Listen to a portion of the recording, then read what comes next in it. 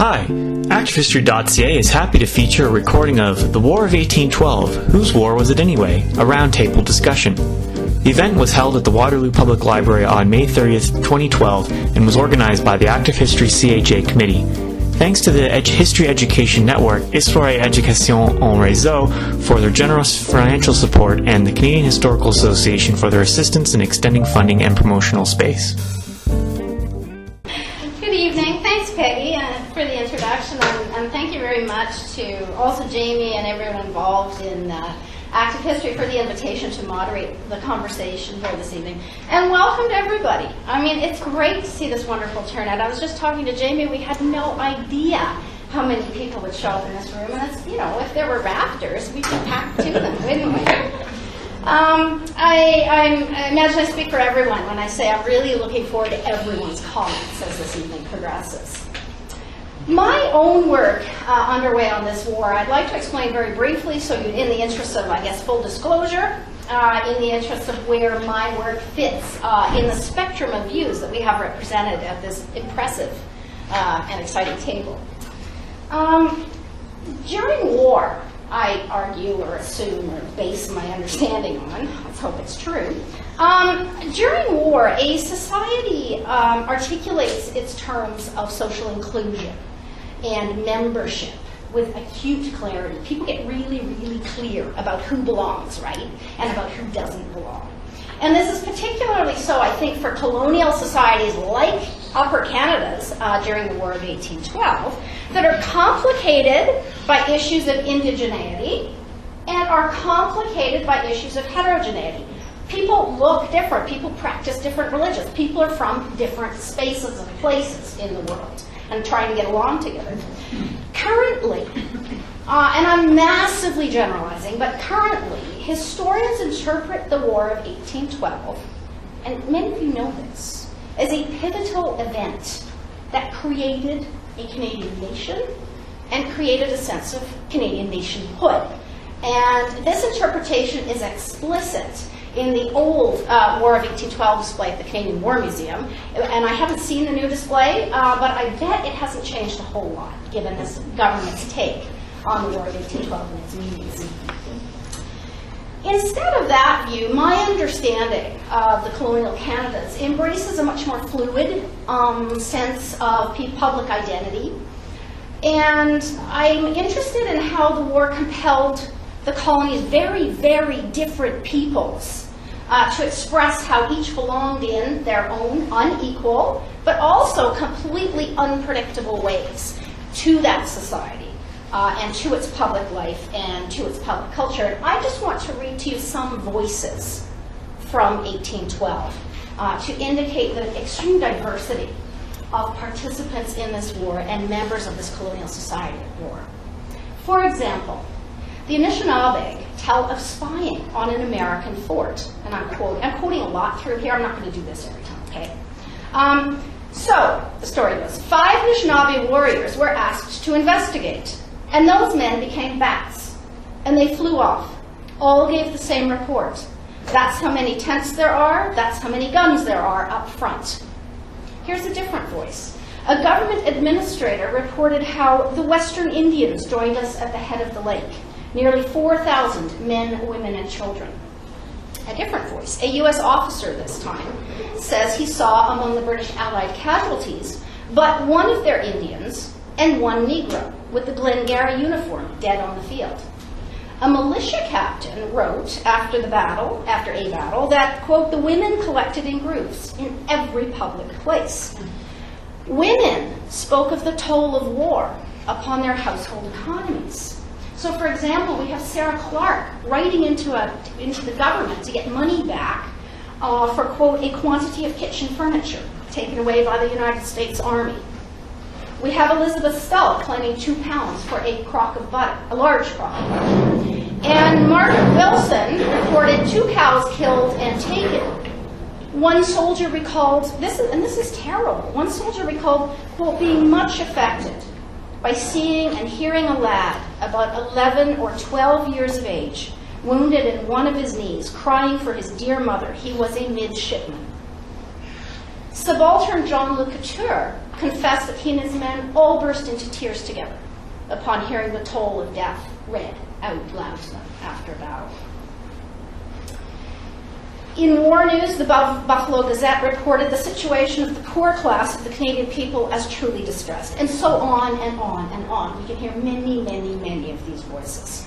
And the point is that these are diverse words. They represent many wars of 1812. The words are from warriors, they're from housewives, they're from soldiers, they're from officials, and taken together they raise issues pertinent to understanding this colonial society and this war of 1812. They raise issues of racialized identity, and they raise those issues both in an indigenous language that emphasizes powerful ability, but also in a colonialist language that presumes this kind of white prerogative to judge, right?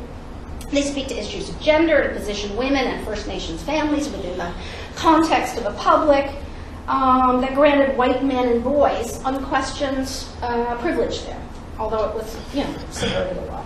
They speak of boys as soldiers and address the meanings of the masculine, and they address issues of class. So taken together, all these words mean that the colony's peoples are thinking about their public. They're thinking about their wars, their war. They're thinking about how this war was fought by each of them and what it meant for each of them. And they're expressing this in the kinds of language that they had available. So in a way, I think, whose war it was, to quote the title of the session this evening, it kind of depends on whose voice we're listening to. And I imagine that's the perspective which will come from many of our speakers. So, as we gather here under the auspices of the Active History Group, thinking about 1812, we can also be asking questions about our own contemporary understandings of our society, about who belongs, who doesn't belong, the issues of cultural membership, and so on. And we'll still be kind of close to the way peoples of 1812 were thinking about their war, too, because they were worried about the very same things that we're worried about. So, with that introduction, let's begin. We are fortunate to have a group here of researchers and writers and speakers with diverse views on the War of 1812 and its, particularly of its commemoration. Some of these views will no doubt, and hopefully, be perceived by some others as contentious, controversial, challenging, and I hope for and anticipate a fulsome exchange of ideas, opinions, and knowledge, and a lively question and answer session towards the end of the evening. My role here, hopefully, is to stop talking really, really soon. I'm going to introduce each speaker one at a time, but I see my role here much the way I do in my undergraduate sort of seminars and tutorials. My role is to facilitate, but not to interject. My role is hopefully, in the end, to referee, because things, get lively, and I'm just going to point things in certain directions and move them. After a bit, we want this, and this is your space and your space to speak and to think. And it's a respectful space, to be sure, one in which we engage with civility and openness with each other's perspectives. So the format for the evening. The session has 3 parts. The first will be brief opening remarks by each speaker after I introduce each speaker, roughly 5 to 10 minutes each, though I understand one is 12. All the panelists.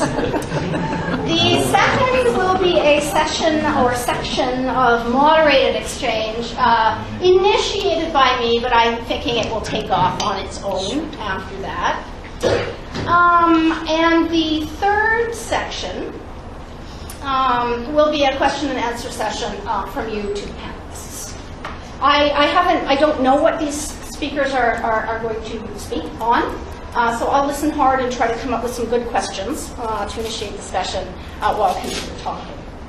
So I'm going to introduce each panelist one at a time just before each speaks, and I will do that now unless we have any questions. Okay. The first speaker this evening is Catherine Emerson. She is a Niagara County, New York historian, a post she has held since 2006. For the past 30 years, she has worked at various historic sites and museums in both curatorial and educational capacities.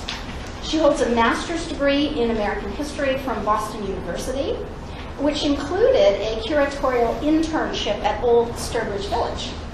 Some of her other research and publications include topics as varied as Pennsylvania German clothing during the colonial era, colonial foodways, particularly those of the Germans and the French.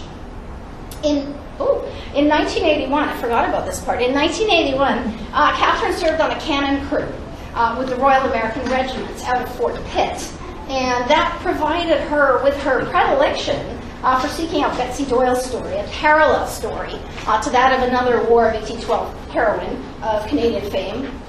Thank you. And those of other female artists. Catherine. Good evening, ladies and gentlemen. It's an honor to be here, albeit I must say it's a little daunting as I'm the only American and only New York licensed lady out there.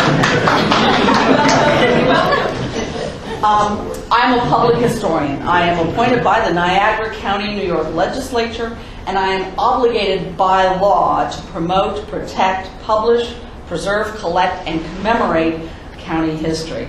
We are also to assist and collaborate with museums, historical associations, educational groups, et cetera, in promoting Niagara County heritage.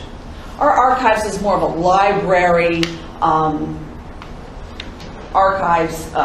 and so what happens is we end up facilitating and supporting other groups as they do stuff. We do write articles and public programs and things like that, but we're not really the movers, if you get what I mean. To this end, I found myself about 2 years ago having to do something about the bicentennial of the War of 1812. Now, in school, the conflict was covered in, maybe 3 paragraphs, sandwiched between the framing of the Constitution and the Jeffersonian greenback controversy of 1837. And college wasn't a whole lot different. So here I was, contemplating a relatively unknown topic. What happened next was totally unexpected, and no one ever imagined that we would solve an old mystery and uncover a story so compelling and so surprisingly controversial. Now, civilians traditionally are passive participants to the vicissitudes of armies jockeying for position and hegemony. They react to situations as opposed to be directly involved with little or no say. Women for millennia have been the victims of these invading armies, and they usually hunker down and wait for some sort of status quo to emerge. Now, 2 women during the War of 1812 in the Niagara region stepped out of their accepted roles, and that's Laura Secord and Betsy Doyle. Politics aside, both women reached out of their traditional spheres to defend themselves, their families, their communities, and their countries. Laura conducted a perilous hike through woods, with or without a cow, and crossed hostile picket lines to deliver information to James Fitzgibbons. Whether her account held vital new intelligence or not really isn't the critical piece.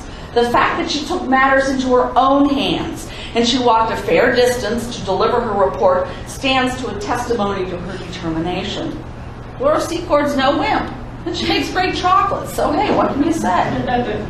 Now, Betsy Doyle is the other woman who did not let circumstances dictate her actions. Many on both sides of the border do not know her story or even her true name. Often she has been erroneously referred to as Fanny Doyle. Don't let me hear you call her that. Betsy and her husband Andrew, in many ways, highlight the American experience in World War II. Yeah, where am I? The War of 1812. And until recently, both were really enigmas. Andrew was a member of the 1st U.S. Artillery, and he was captured at the Battle of Queenston in October of 1812. From there, along with Lieutenant Colonel Winfield Scott and other POWs, he was transferred onto ships, and they were sent to Quebec with the idea that they would end up in Boston, paroled and exchanged. But while they were lying at anchor there at Quebec, General Prevost sent officers to interrogate the prisoners. You see, the British government did not recognize American naturalization. Once a subject of the king, always a subject of the king. Irish and Canadian-born soldiers were culled out of this group and charged with treason. The intention was to send them to England for trial and subsequent hanging. Winfield Scott tried to intervene for 23 that were already picked out of the group, but to no avail, and Andrew was one of those. And along with these 23, he was sent to England. Meanwhile, Winfield Scott goes back to Washington, D.C. and reports this incident. And Madison and the Secretary of War, in turn, talk to the British and say, you took 23 of our guys, so we're going to take 23 of yours. And the Brits say, well, you take 23 of ours, and we're going to take 46 of yours. And the Americans go, well, if you're going to take 46 of ours, we're going to take 92 of yours. And pretty soon they sound like second graders, brawling on the playground. As idiotic as it was, it does two things. One, no more American citizens were taken or impressed by the British on the pretext of being deserters or treasonous subjects. And two, our 23 POWs taken in Quebec were never brought to trial. They were kept on prison ships and moved to Dartmoor prison, but they suffered from neglect, not persecution. After the war, in August of 1815, Andrew Doyle arrived in Boston and eventually settles down as a good farmer in Swansea, Massachusetts. Now, it's no secret that he was born in St. David's, Upper Canada, a fact borne out by numerous U.S. federal and state census and by his own Army enlistment papers. What was not revealed until his death in 1883 was his parentage. His maternal grandfather, Andrew Summers, who he's named after, had emigrated to the Schoharie Valley in New York. And during the American Revolution, he joins Macdonell's company of King's Royal New Yorkers. The guy's a Tory. He serves a Coteau de Lac, and while there, his daughter Catherine meets and marries a Benjamin Doyle. Doyle is an Irishman, and, oh, this is even better, he's a member of Butler's Rangers! And he's stationed at Fort Niagara. In 1797, they are living in the Princeton, Blenheim-Burford area, around here in Upper Canada. And the whole family, receives land for their loyalty to the king. And one of Andrew's sisters actually marries a Seacourt. Yeah. No wonder Andrew kept his parentage quiet. Okay, so what of his wife Betsy? We don't know her maiden name, and we do not know where she came from. We only know that she served as a laundress or a nurse at Fort Niagara. Shortly after the Battle of Queenston, on November 21st, 1812, a cannonade commenced between Fort Niagara on one side of the Niagara River and Fort George on the British bank. It went on for over 12 hours, and the noise was heard as far south as Buffalo. This is where Betsy achieved her initial fame. She carried hot shot to the guns on top of the old mess house. Today it is known as the French Castle if you all go to Fort Niagara. Now, what this involved, what she was doing, she was carrying cherry red hot 6-pound iron balls up 2 or 3 floors to the piece on the top with tongs in skirts. She didn't have to go to the gym the next day, that's for sure. Colonel McFeely, commanding Fort Niagara, likened her actions to Joan of Arc in both his journal and his official reports. Now, up until recently, no one knew what happened to Betsy after this incident. Tales of the escapade were written up in the 40s, and that's when they started to call her Fanny, who was married to Tom, the only son of a widowed mother. Ugh. Donald Graves, your Canadian military historian, actually discovered a reference to her that was dated May 1813, when a young American officer wanted to see this Joan of Arc and was sadly disappointed with the all-too-human Betsy. I think Betsy should probably start a cosmetic company. Yeah, that's another story. One benefit of the commemoration of the War of 1812, and it's a big one, has been the digitization and indexing of the records in the National Archives and other repositories. Without this, we would have not known the fate of Betsy Doyle, and she would still remain a mystery. The evening before Fort Niagara was overrun by British troops, Betsy tried to encourage the militia, who were rather timid, by putting on the coat and accoutrements of a sentry and taking her turn standing guard at the fort on a very cold and very raw December night.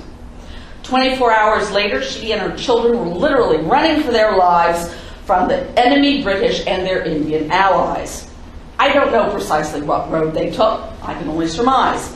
We know she could not go south because the enemy had landed below the fort and were making their way south towards Lewiston and eventually Buffalo and environs. Betsy had to go east. Like others, the family probably made for Batavia, finding help where they could along the way. From there, we know she went from Batavia to Canandaigua to Utica to East Greenbush, a trip over 310 miles across New York State in the winter through the snow belt with children. I don't like doing it today in a car with, anyway. East Greenbush is located south and east of Albany. It's almost on the Connecticut border, and it was the main supply depot for the American Army in the Northeast. According to Colonel Simon Larned, Betsy and her children arrived there in April 1814, a 3-month trip, and he called her a worthy and industrious woman.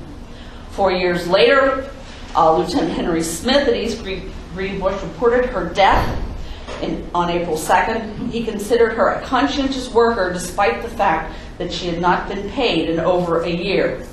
She died believing Andrew, too, had died, and we think that he must have felt the same because he remarried in 1819. For too long, the story of Betsy and Andrew has been full of mistaken history, mistaken identity, and Victorian embroidery. In my zeal to achieve some recognition for them, and due in part to my warped sense of humor, I stated in my article that Betsy made Laura's trek to the Beaver Dams look like a summer stroll in the park. Hey, I didn't say Rock was a cross-dresser. But anyway, for this I have been raked over the coals by Canadian newspapers from Vancouver to Ottawa. And that really wasn't my intention. No one read past that sentence and into the rest of the article. Both women were heroines. Betsy is heretofore the lesser known and less documented, but I simply wanted to get her story out.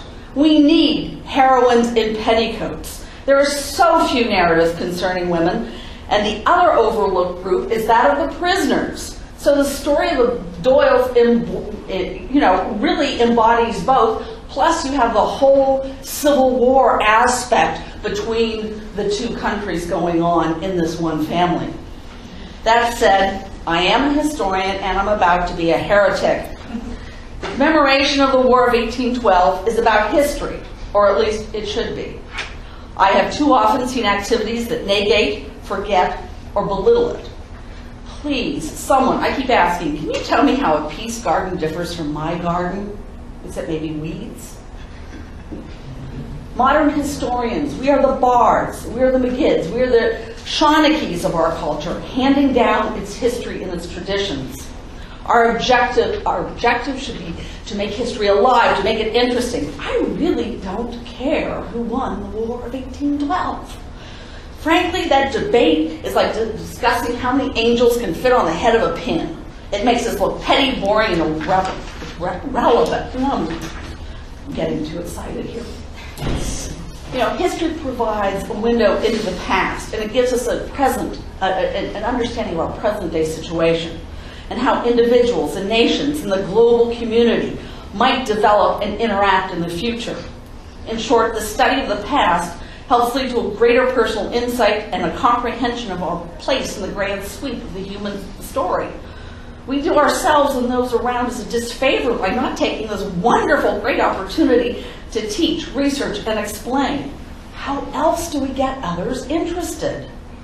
If I can get a few more people carefully looking at their history, at seeing it in a new way or in a different light, then I feel I've really done my job. And like it or not, to quote Abraham Lincoln, fellow citizens, we cannot escape history. Thank you. Our next speaker is James Elias. James is a Canadian journalist and an author with a keen and abiding interest in early North American history. With the Hamilton Spectator, he wrote widely on the War of 1812 on subjects ranging from the Bloody Assizes to the Burlington Races. He worked on several episodes of the CBC's Gemini Award-winning Canada of People's History, both as a consultant and a special skills extra, but my bio doesn't say what those special skills are, and I'm quite curious. He is the author of the critically acclaimed If Ponies Rode Men. He lives in Hamilton, Ontario, 4 miles from the Stony Creek battlefield. And most recently, well, it was 2009, I don't actually know if that is the most recent publication. He has published Strange Fatality, The Battle of Stony Creek, 1813, with Robin Grass Studio. It's a compelling and well-researched reconstruction of one of the least understood actions of the War of 1812, but one that, in James's words, stemmed the tide of invasion. James. Thank you. Good evening. Whose war was it? Good question. Let's see if we can honor it with a worthwhile answer.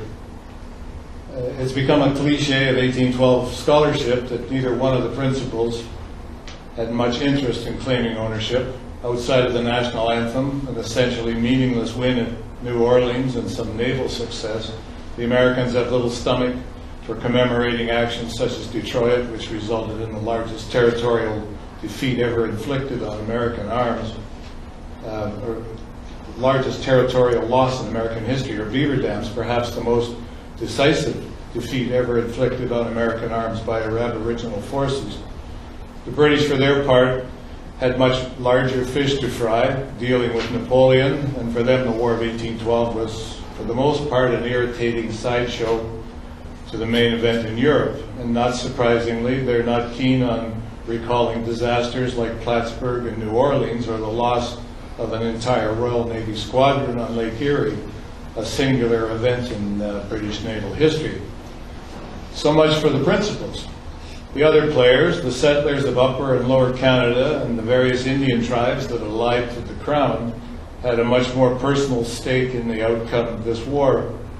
Although the two Canadas were not the declared enemy in this conflict, they were the meat in the sandwich, so to speak, and the venue for most of the major battles.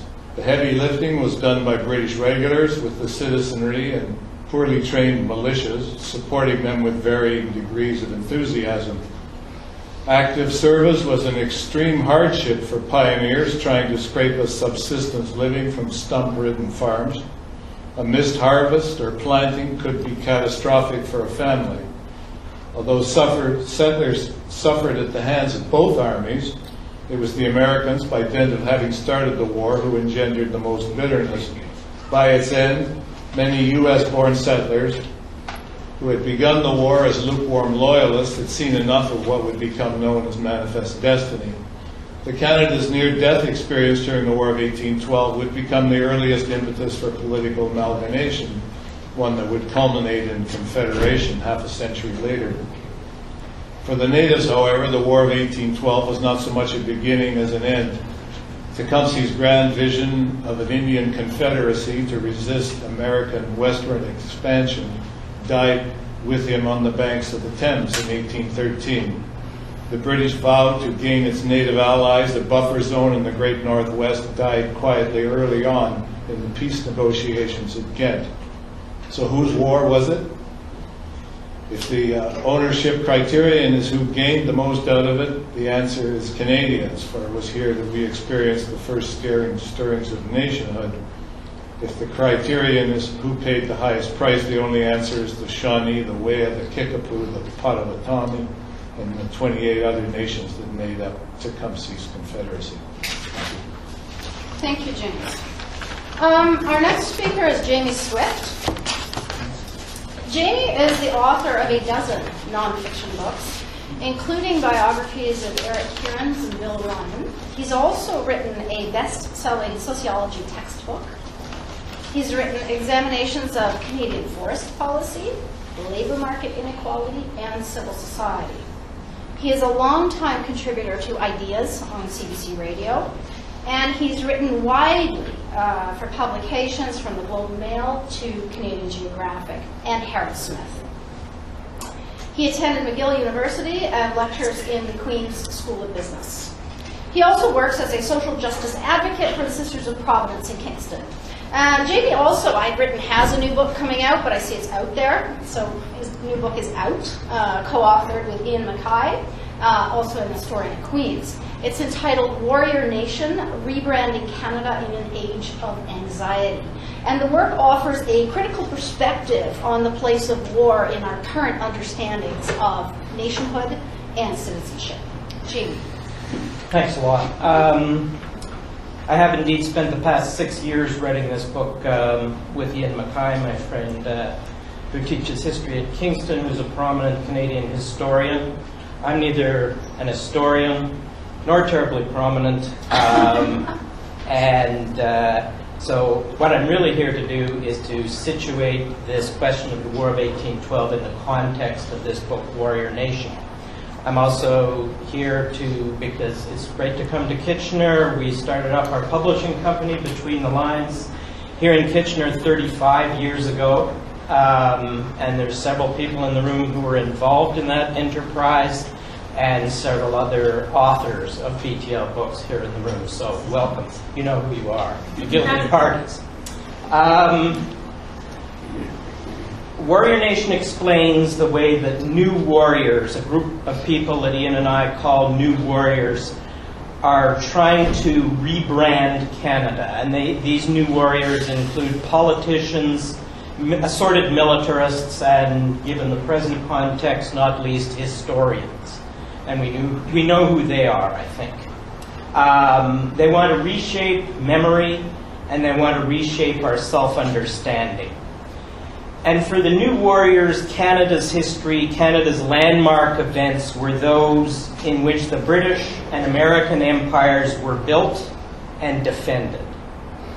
And it's in the rush of soldiers to the defense of empire that Canadians should seek their national identity. Warrior Nation argues that Canada's stances on peace and war emerge from our history and our habits of remembering. And that's why the attempt to rebrand Canada as a warrior nation is so very important. Habits of the heart, if you will. The attempt to turn the 200th anniversary of the War of 1812 into a spasm of patriotic zeal fits right in with this warrior nation effort. It seems to be a priority for this government. Why else would a government that's willing to sacrifice Library and Archives Canada on the altar of austerity be willing to spend $28 million commemorating this senseless and bloody conflict? And I think, and Ian and I came to the conclusion that the real reason they want to spend this money to commemorate this war is because it was a war, and that this government is interested in everything that has to do with war, authoritarianism, and hierarchy. I don't know how far $28 million would go to restore the funding that's been cut from Library and Archives Canada, or more appropriately here at a public library, how much of the public access program that allows poor people to get access to the internet at a public library, how much of that $28 million would help those poor people regain web access. I don't know. I do know we did figure out that it's enough to operate our recently eliminated Polar Environmental Atmospheric Research Laboratory for 18 years, which is a long time given the climate crisis. So Warrior Nation is all about the uses and abuses of history. History is contested terrain.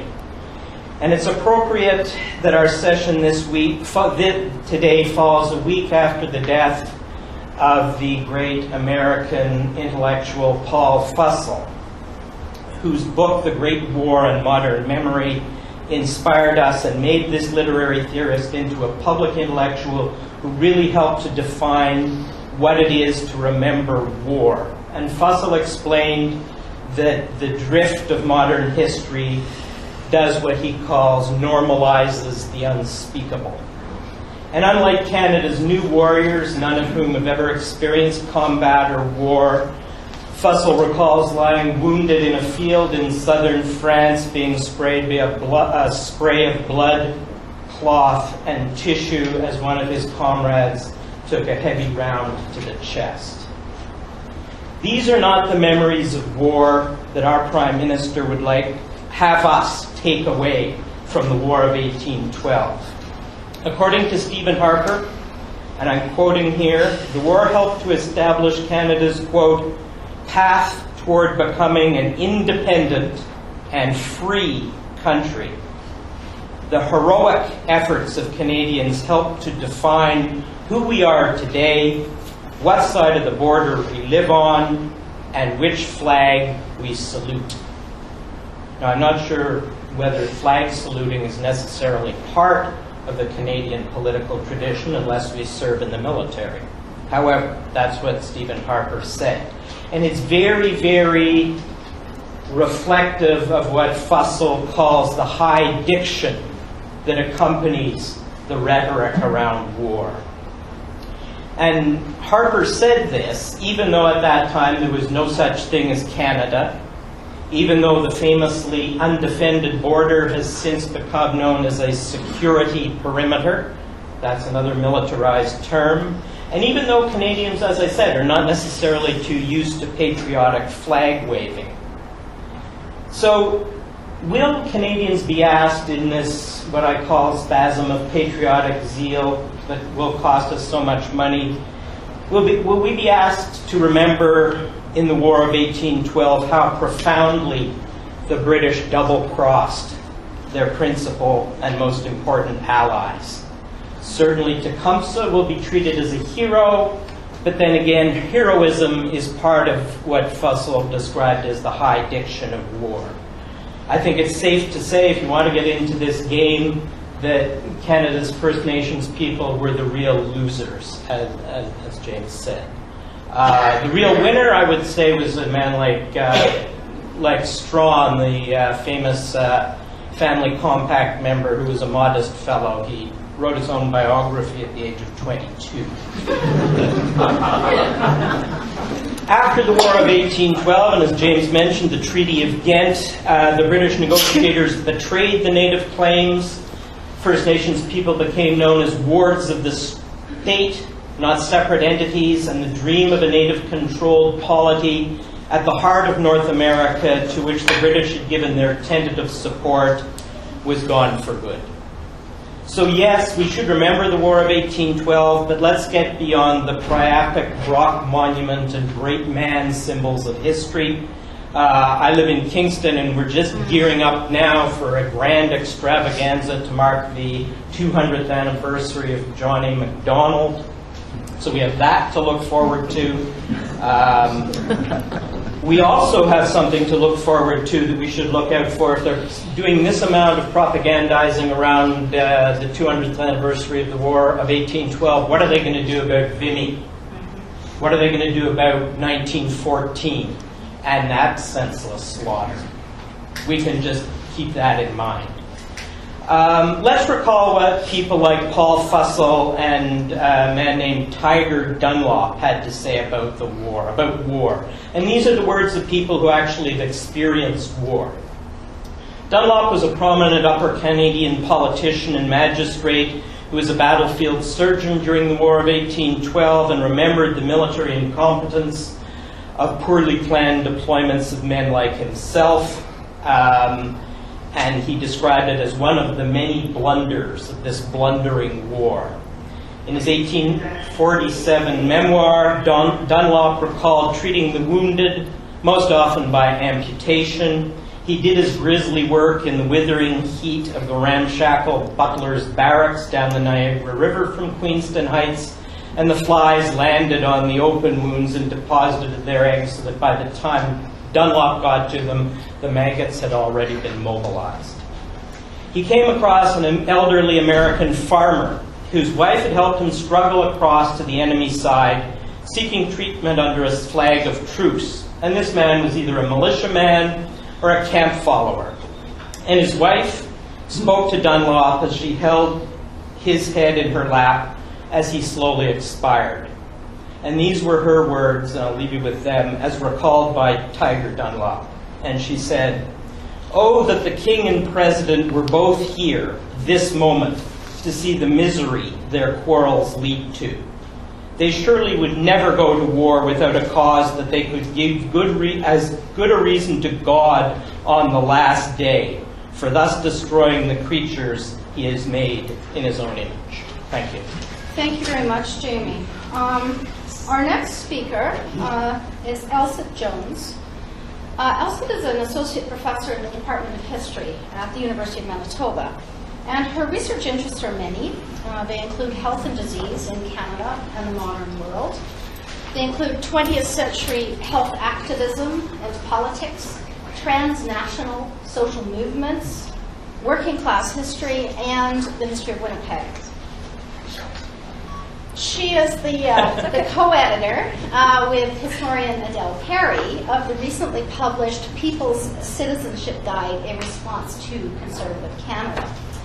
And the book is a direct response to that new pamphlet put out, Discover Canada, The Rights and Responsibilities of Citizenship, which has been widely critiqued on any number of grounds, particularly for its restricted definition of Canadian identity.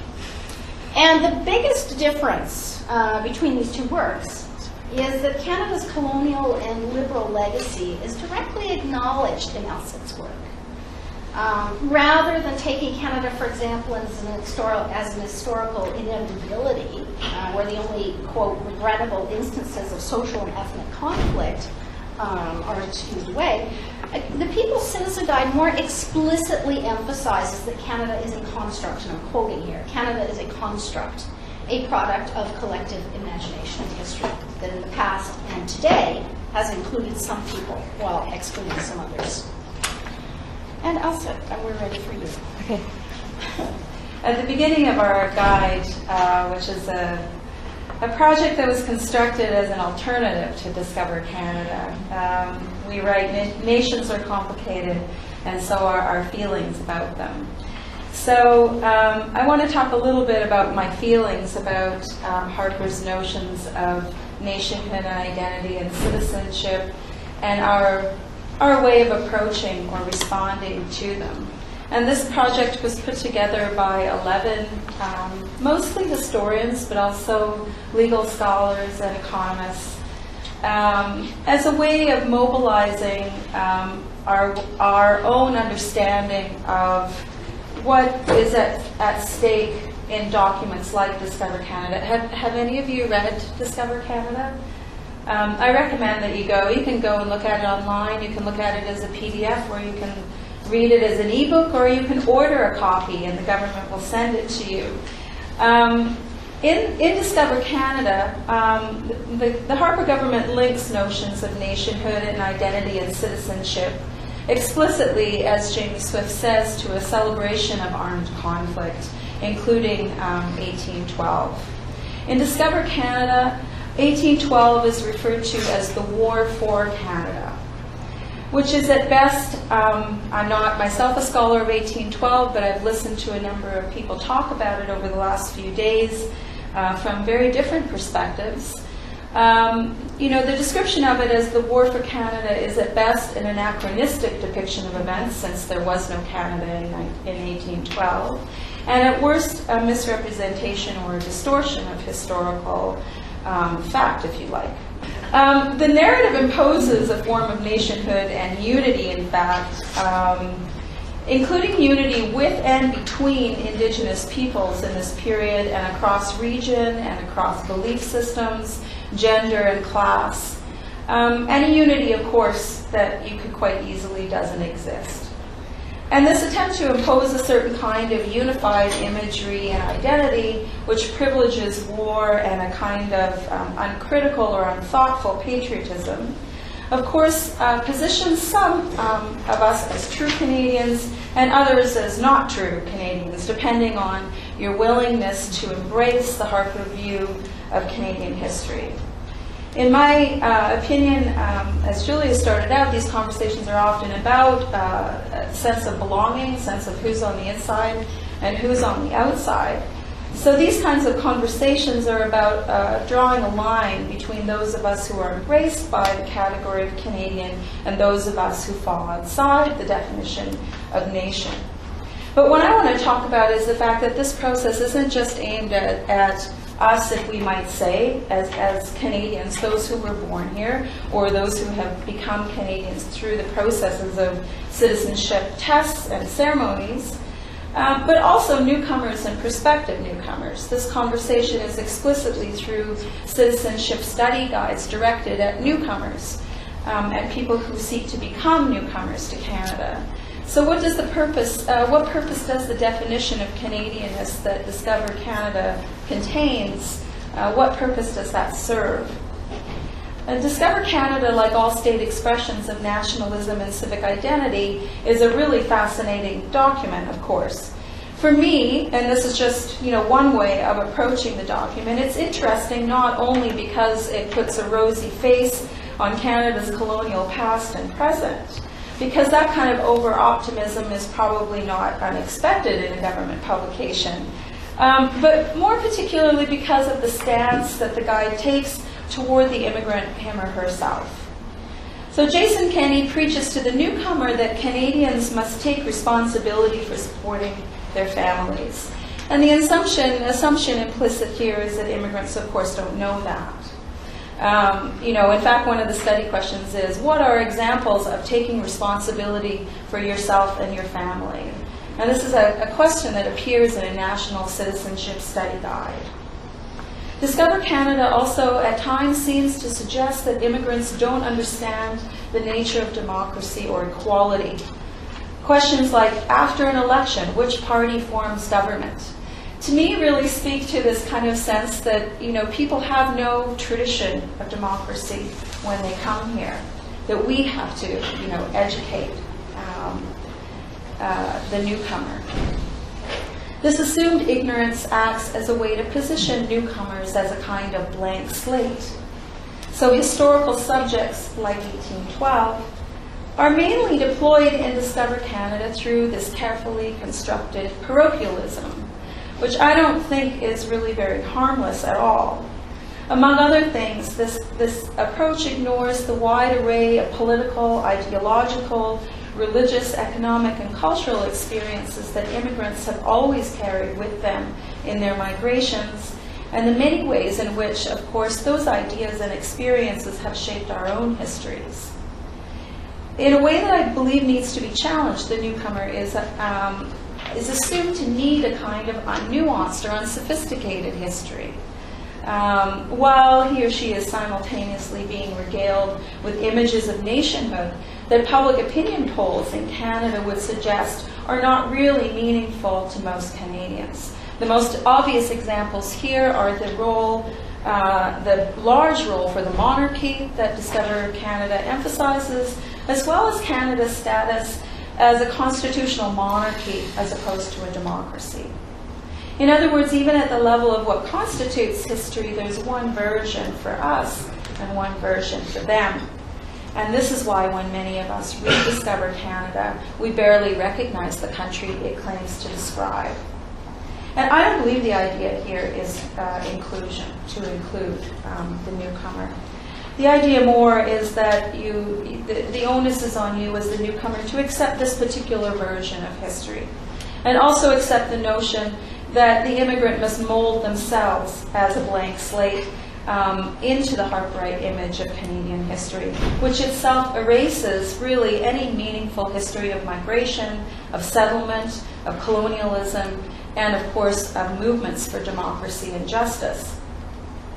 Harper's team has become quite skilled at deploying history in various of his attempts to polarize Canadian society, which I think is his larger project.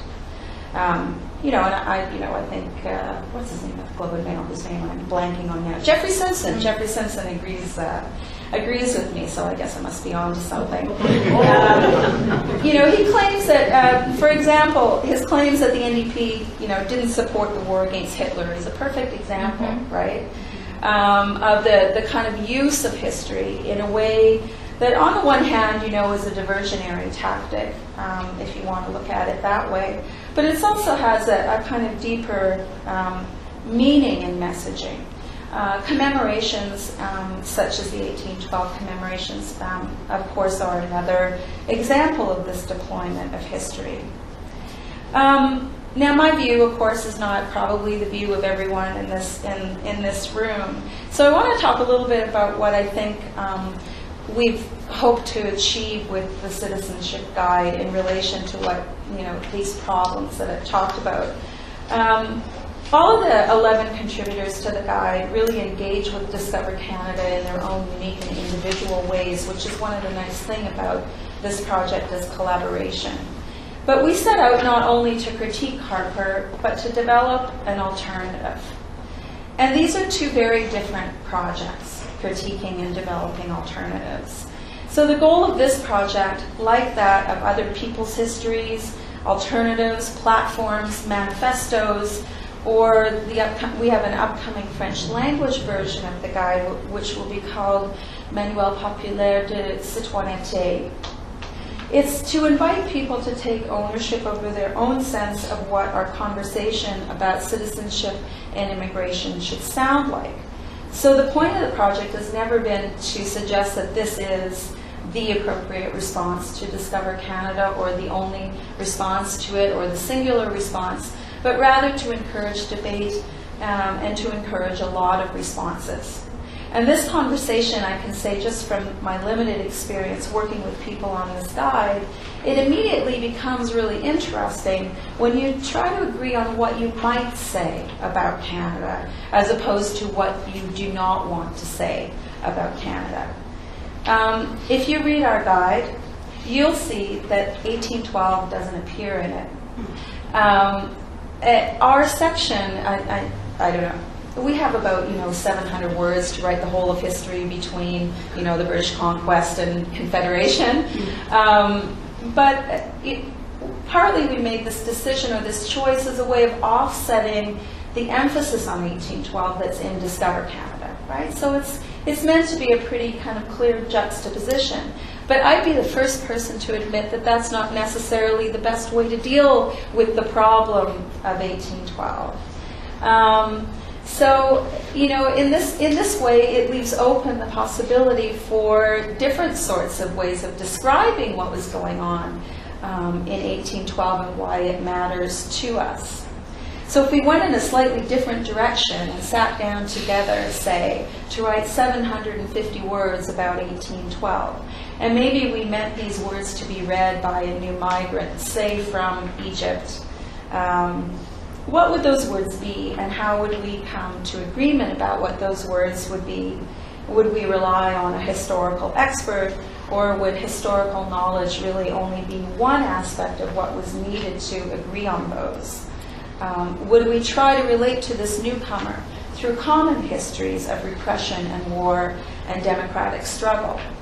Could Indigenous and non-Indigenous find a common experience to reflect in a short description of this period in our history, or French and English?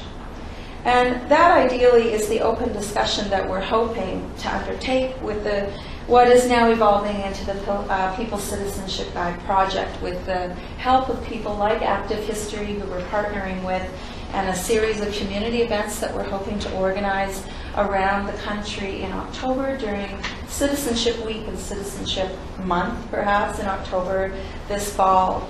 And to bring into conversation historians like myself and a concerned public for whom things like this history matters.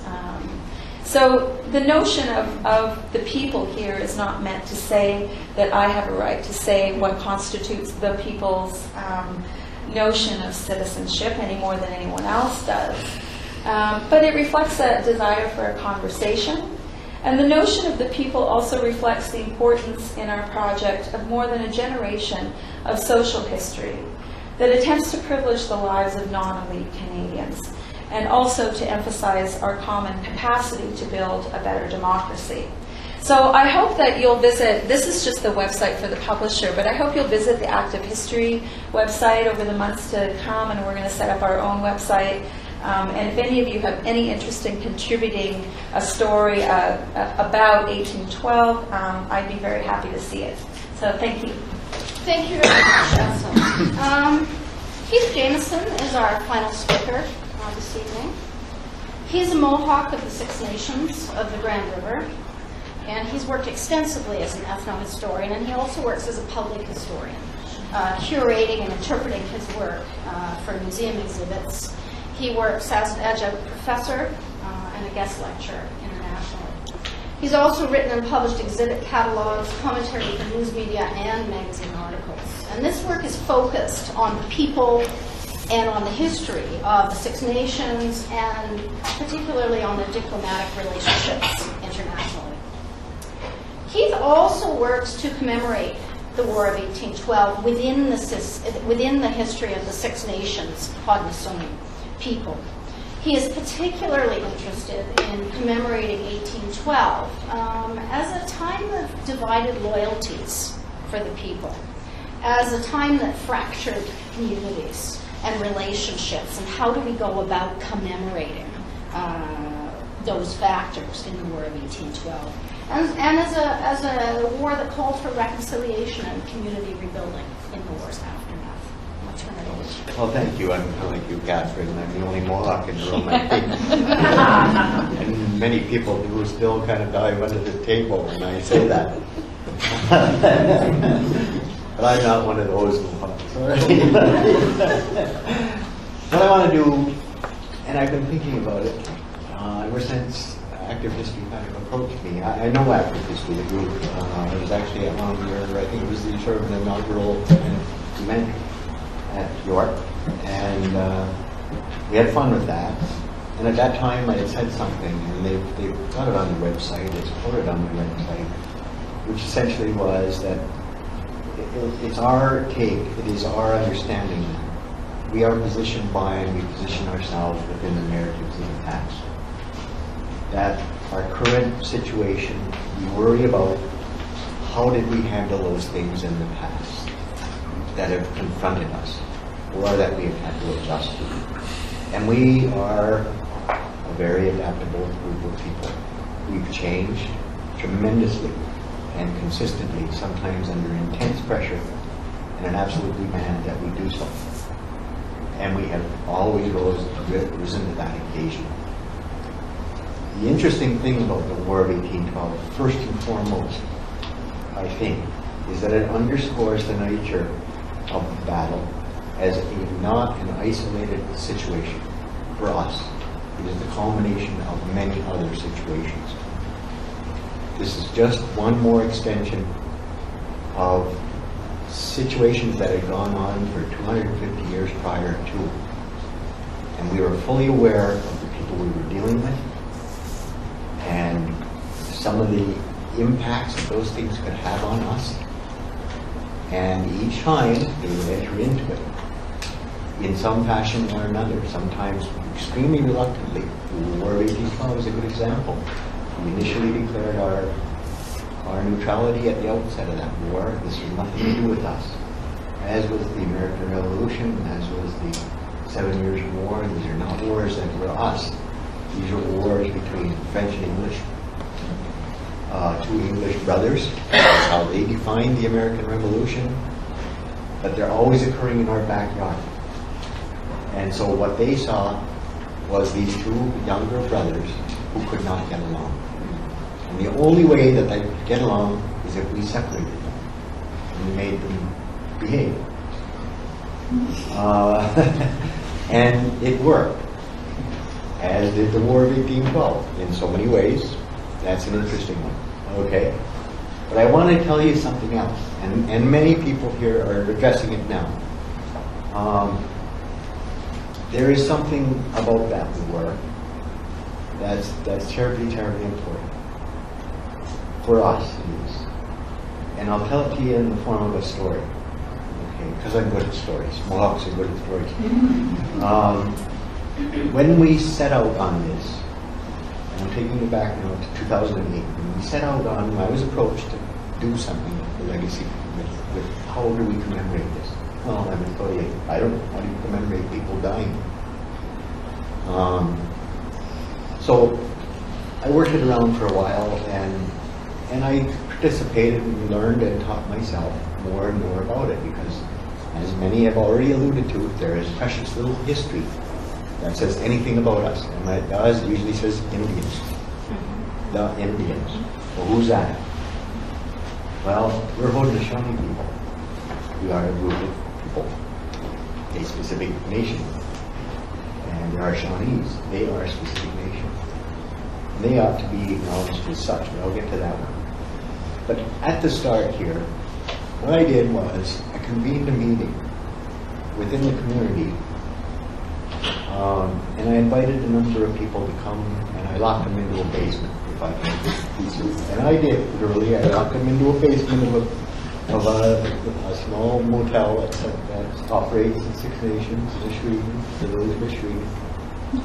And I said, nobody comes out of here until we know what we're talking about in terms of the War of 1812. What can we tell these people on the outside world about this whole thing? So we sat down and went around the room several times. We had a number of the older guys. We don't really call them elders per se. That really doesn't exist within the culture. It's a different kind of connotation for us. But the faith keepers and some of the peace chiefs and things like that. And people who have a long history of maintaining certain elements. And we locked them in the room, and I didn't create an agenda for them. I just said we have to come up with 4 things that they have to be able to say that we can tell anybody, and it will be consistent, and anyone can deliver it, and that we can teach our kids, and that we can teach their kids. So we went for about 6 hours. I fed them. I didn't starve anybody. I brought in food. I didn't allow any cell phones, nothing like that. And at the end of the day, we had effectively done that. And they're here. There are copies of that material here at the end of that discussion. And the statement that were made as a result. But off in the corner, there was an older gentleman who was sitting in the corner very quietly. Very occasionally he would say something that was very brief and often very limited, and he just listened through the whole afternoon, the whole day. And at the end of the day, when we had kind of come up with these things, I looked at him and I said, what is it you want? What do you see happening here? What is it you want to happen? And he surprised me with the simplicity of his response. Was that I just want to see the war end. In other words, that war has never ended for us. The legacy of the War of 1812 for Six Nations and all First Nations in North America has been dismal at best. And he just said, if you can get this war to end, then you've achieved everything we need to achieve. Because he spent his life doing it and couldn't bring it to an end. And he saw this as an opportunity to address those kinds of things and to make sure that Canadian people and people in the U.S. and to remind the British that we have this relationship with them that goes all the way back to the 1660s. And it saved them. And this war was no different. Now, I'm really impressed by your other people because one of the major statements that they wanted to deal with here in anything that we undertook in relation to projects or commemorations. And that's the other aspect of when I first brought them together, they were terribly reluctant to do so. The people at Six Nations were not chomping at the bit here to get involved in anything to do with commemorating a particular conflict or war because it devastated them. They were killing each other. They were killing families. And they saw it as, why are you going there? That was the response I got. I got it for about 16 months to start with the executions. But eventually they saw the merit in it by doing something else, which is acknowledge the fact that the legacy of the War of 1812 for us has been equally as devastating for the last 200 years. What is the legacy that we are going to leave our children from this current effort? And that's actually a reason why I wanted to be here, because the active history approach to me is about how do we use this? What do we do with it? We know all about it. We can stick it in nice books, nice coffee table books, and we can do all these nice things of paintings and all that. Doesn't make any difference and it makes no sense if we can't learn from it. if we can't reposition ourselves relative to the narratives of the past. And in order for us to do that, we have to know what they are, because they have been effectively omitted and written out of official Canadian histories, if you want to call it. We are not there. We are just the Indians. The extension of that is what is there is horrific. It is usually inaccurate and incorrect. No one ever asked us what the story was. What is our story? We have never been asked that. So one of the major statements, one of the major efforts that they wanted to undertake by anything to do with a commemorative event, doesn't matter our level of participation, we wanted to achieve a legacy of respect and acknowledgement. Because one of the big issues that confront us now, and has in very intense fashion sometimes, in fact very confrontational and violent sometimes in the last 6 years, is there is a total lack of respect for anything that we have done in this country, for this country, or that we are even a part of it. We are the immigrants now. The assumption that we have been, adequately looked after, that we stay on this little postage stamp size of land, and never to be seen or heard from. It is the fulfillment of another legacy, which is we were supposed to be, by virtue of sort of Darwinian theory of natural selection, we should be dead by now. We should be extinct. And you would be terribly surprised when I do teach at places like Wilfrid Laurier or Western, how many people believe that we are extinct people. That we are but sort of this welfare situation constantly. We are not productive, we are not contributory. There's nothing in that makes any sense at all. It is simply a result of a lack of respect and a lack of acknowledgement that we actually did this. One of the questions that we have, and it came up, and I'm sure you asked yourself the same question. It is kind of the same question. Whose war was this anyway? Why a war? Why do people, and why is there wars declared? Why do we fight a war? Well, usually it's over land. Usually it's over territory land. We're trying to control somebody else's territory. Or in the resources that are contained within it, thus the economy or the money that comes as a result of that. So it's either land or money. Finally, it is simply brutish power. It is this insatiable need for power and authority over whomever you are fighting. There's one element, though, that never gets discussed, and it is the element that we see that defines who won and who loses, which is that of honor. You enter a war, and I think that's the case with the War of 1812. It is a war about honor. There is a defense of a crown, and there is the defense of a revolutionary country. But in the end, nothing happens.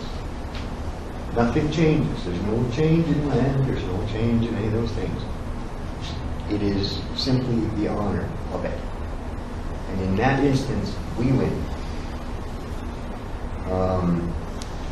Because we lived up to our honor. We lived up to our responsibility and obligation, whether we wanted to or not. And we defended the crown. And we defended the Americans. Because you got to remember, the divided loyalty thing is right there, which is after the American Revolution, we had an alliance with the British king, but we had a new one, and that was with the American president. And we felt that would keep everybody at bay too. In the end, it didn't. In the end, their interests were never honored, and they still aren't. Because at the end of the war, in 1815, and that to me is the most telling element of this whole thing. We can talk about the wars, the battles and skirmishes and all that sort of thing. I heard numerous sites across Ontario and the U.S. side. But that's not the issue. The issue is what is the end result? What's the end game here? And the end game was for us. The Crown came to us and called us together, and he presented us with a promise from the Crown in 1815. In April of 1815. And that promise was that everything that was ours before 1811 would be restored to us. And no one would ever interfere with us ever again. That lasted about 5 years. So someone told me where the honor is in that. There isn't any. And we have maintained our position, not so much lately. I gotta agree. You know, that seam is bursting in many instances. The younger generation, not mine so much. I was kind of bad too, but not like this.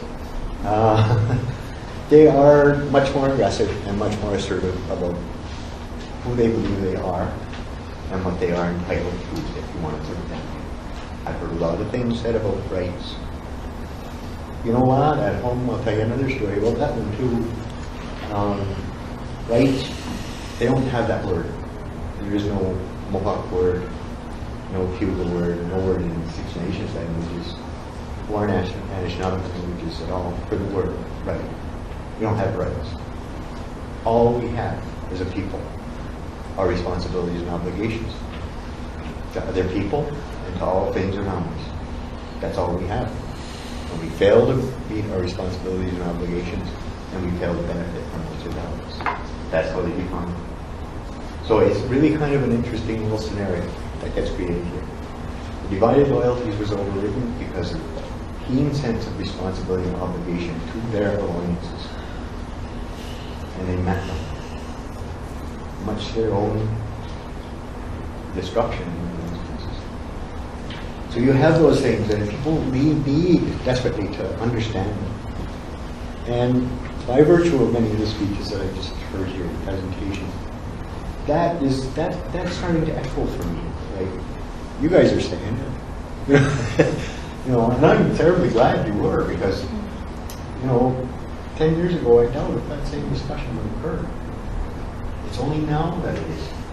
I think it's only now that Canadians are beginning to kind of critically think, well, what kind of history are they being fed here? Think about what they're being taught. What's the purpose? Why are we being taught a history which totally omits an entire race of people? I don't understand that. And it is our objective as a group to make sure that that does not happen any longer, that we begin to address those kinds of things. One last thing I do want that I want to say, and I'll leave it here, is that the enduring element of all of what I'm driving at here is really the legacy of propaganda that has haunted us for centuries about First Nations. I mean, when you see in the history books that when the British and the settlers won a battle, it was a great victory. It was you know, when we win, it was a massacre.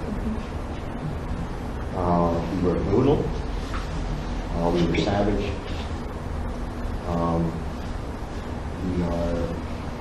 We are cowards, and we are all these things.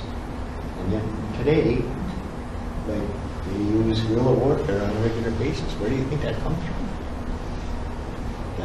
That's how we fought. They say we fought from the trees. That's how they say it. We didn't stand out in the middle of a field, face somebody. One guy's got a blazing red jacket on. The other guy's got a deep blue jacket on. They're 100 yards apart and they shoot each other. And whoever's left standing, I guess, wins the particular battle. That made no sense to the warriors at home. Why, these people are nuts. Let's wait. Let's wait, because they'll eventually just kill each other. And they did. Yeah. And so those things, the propaganda issues, are the most contemporary ones, and want people's civic attention at that is propaganda and continues today. The fight for Canada is one such piece of propaganda. In that we were allies, there's no question, but we had a much greater stake in this particular battle. That's what we were fighting for. Had little to do with the Canada or Eagles. Thank you. Thank you.